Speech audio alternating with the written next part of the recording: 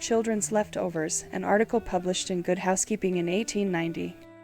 It is surprising how much food children waste at table or between meals. Children don't always know the capacity of their own stomachs.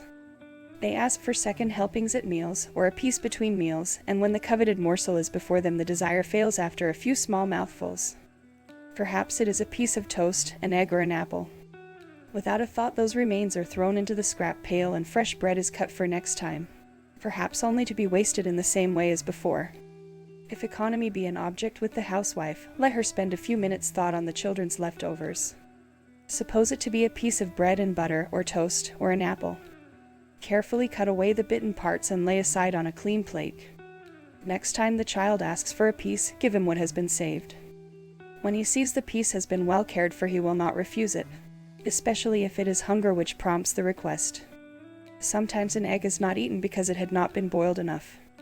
Empty it into a common cup into which a small piece of butter has been dropped, pepper and salt to taste. Next mealtime, set the cup on the stove and stir the contents for 5 or 10 minutes, or until it is scrambled egg.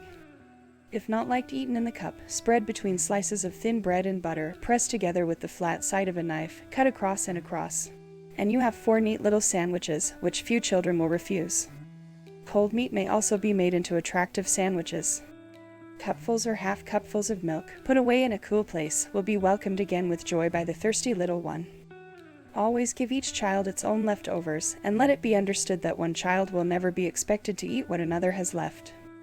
This way of managing is, after all, only an old friend with a new face.